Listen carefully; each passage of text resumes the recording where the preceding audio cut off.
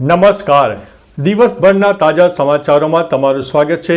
તમારી સાથે હું છું પિનલગીરી ગોસ્વામી. સમાચારો વિસ્તારથી જાણીએ એ પહેલા મહત્વના સમાચારો ઉપર એક નજર. અમેરિકાએ 6000થી વધુ વિદ્યાર્થીઓના વિઝા કર્યા છે રદ.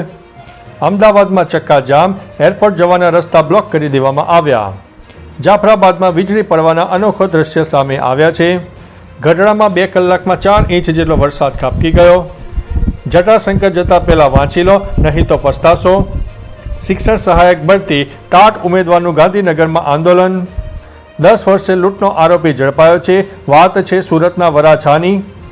મેટ્રો રેલ પ્રોજેક્ટને કારણે ગાંધીનગરમાં ટ્રાફિક નિયમમાં મોટો ફેરફાર જોવા મળ્યો. ખરાબ રોડ અને ટ્રાફિક બાદ લોકો ટોલ શા માટે ભરે તેવું સુપ્રીમ કોર્ટે જણાવ્યું છે.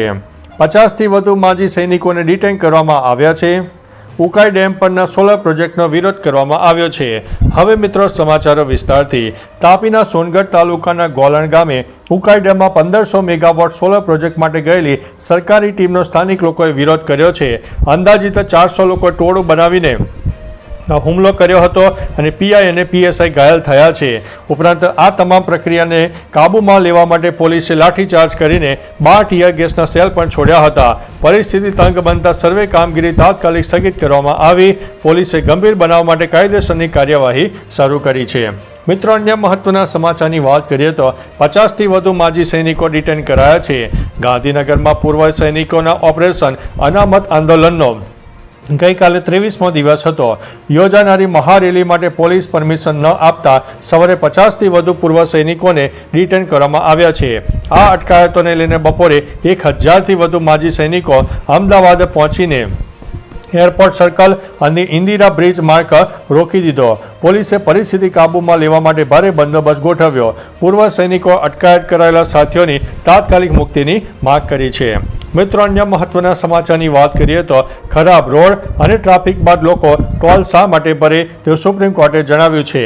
સુપ્રીમ કોર્ટે ખરાબ રસ્તા પર ટોલ ટેક્સ વસૂલવા બદલ નેશનલ હાઈવે ઓથોરિટી પર આકરા સવાલો ઊભા કર્યા છે. કેરળના ત્રિશુર હાઈવેનું ઉદાહરણ આપતા કોર્ટે કહ્યું છે કે જે મુસાફરી 1 કલાકમાં પૂરી થવી જોઈએ તેમાં 12 કલાક લાગે તો પણ લોકોએ 150 ટોલ ટેક્સ શા માટે ભરવો પડે. સુપ્રીમે એ પણ પૂછ્યું કે ટ્રાફિકમાં ફસાયેલા મુસાફરોને ઈંધણ અને સમયના નુકસાન માટે વળતર કોણ આપશે.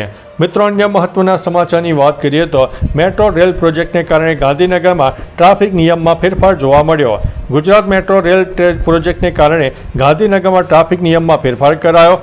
ખ રોડથી રેલવે સ્ટેશન સેક્ટર નંબર 14 તરફનો માર્ગ 23 ઓક્ટોબર સુધી વાહન વ્યવહાર માટે બંધ રહેશે. અધિક જિલ્લા મેજિસ્ટ્રેટ એન.આર. શર્માએ જાહેરનામું બહાર પાડ્યું છે.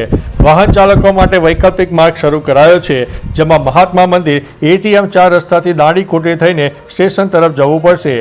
નિયમના ભંગ કરનાર સામે કડક કાર્યવાહી કરવામાં આવશે. મિત્રો, અન્ય મહત્વના સમાચારની વાત કરીએ તો 10 વર્ષે લૂંટનો આરોપી ઝડપાયો છે. સુરતના વરાછામાં થયેલી લૂંટનો વોન્ટેડ આરોપી આખરે 10 વર્ષ બાદ ઝડપાયો છે. ક્રાઇમ બ્રાન્ચે મનસારામ ગોદાજી પ્રજાપતિને વલસાડના ભીલાડ 3 રસ્તા નજીકથી પકડી પાડ્યો છે. વર્ષ 2015માં આ આરોપીએ સાથે મળીને ઓફિસમાંથી 6 મોબાઈલ અને 15 લાખની લૂંટ ચલાવી હતી. આ કેસમાં અગાઉ 2 આરોપીઓ ઝડપાયા છે, પરંતુ મનસારામ આજ દિન સુધી ફરાર હતો. પોલીસે તેને ઝડપી પાડીને મોટી સફળતા મેળવી છે. મિત્રો, અન્ય મહત્વના સમાચારની વાત કરીએ તો શિક્ષણ સહાયક ભરતી ટાટ ઉમેદવારોનું ગાંધીનગરમાં આંદોલન. ગાંધીનગરમાં હજારો ટાટ પાસ ઉમેદવારોએ શિક્ષણ સહાયકની ભરતી માટે ઉગ્ર આંદોલન શરૂ કર્યું. તેમની માગણીઓમાં ભરતીનો બીજો રાઉન્ડ જાહેર કરવો અને ખાલી જગ્યાની સંખ્યામાં વધારો કરવાનો સમાવેશ થાય છે. ઉમેદવારો દાવો કરે કે રાજ્યમાં 5000થી વધુ જગ્યાઓ ખાલી હોવા છતાં ભરતી પ્રક્રિયા ધીમી છે. જ્યાં સુધી માગણીઓ ન સંતોષાય ત્યાં સુધી ગાંધીનગર નહીં છોડવાની ચીમકી પણ ઉચ્ચારી છે. મિત્રો, અન્ય મહત્વના સમાચારની વાત કરીએ તો જટાશંકર જતાં પહેલાં વાંચી લો, નહીં તો પસ્તાશો. હવામાન વિભાગની આગાહી પ્રમાણે જૂનાગઢમાં વરસાદ વરસી રહ્યો છે. જૂનાગઢ જિલ્લામાં વરસાદનું એલર્ટ આપવામાં આવ્યું છે. લોકોની સલામતીને ધ્યાનમાં રાખીને જિલ્લા કલેક્ટરે જટાશંકર જવા ઉપર પ્રતિબંધ મૂક્યો છે. થોડા દિવસ પહેલાં અનેક લોકો ફસાયા હતા.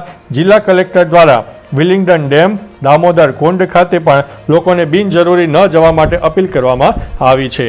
મિત્રો, અન્ય મહત્વના સમાચારની વાત કરીએ તો ગઢડામાં 2 કલાકમાં 4 ઇંચ વરસાદ ખાબકી ગયો.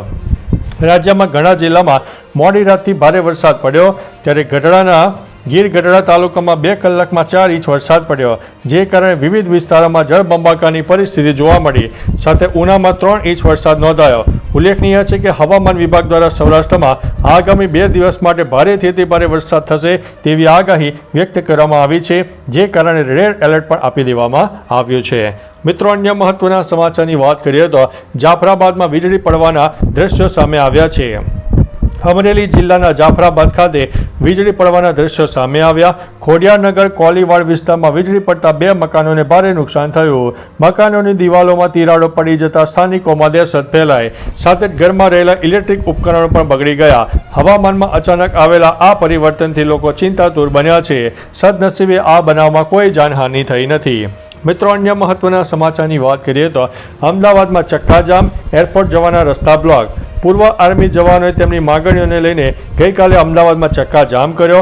બપોર બાદ અંદાજિત 1500 જેટલા માજી સૈનિકો એરપોર્ટ સર્કલથી ઇન્દિરા બ્રિજ રસ્તાઓને બ્લોક કર્યા હતા. લોકોને એરપોર્ટ જવા ભારે હાલાકી ભોગવવાનો વારો આવ્યો. અંદાજિત 2 કિલોમીટર લાંબો ટ્રાફિક જામ સર્જાયો. પોલીસ કાફલો ઘટના સ્થળે પહોંચી ગયો. જવાનોએ તેમની માગણી અને સવારે અટક કરાયેલા સૈનિકોને તાત્કાલિક મુક્ત કરવાની માંગ કરી હતી. મિત્રો, અન્ય મહત્વના સમાચારની વાત કરીએ તો અમેરિકાએ 6000થી વધુ વિદ્યાર્થીઓના વિઝા રદ કર્યા છે. અમેરિકાએ કાયદાનો ભંગ કરવા અને નિર્ધારિત સમય કરતાં વધુ રોકાણ કરવા બદલ 6000થી વધુ આંતરરાષ્ટ્રીય વિદ્યાર્થીઓના વિઝા રદ કર્યા છે.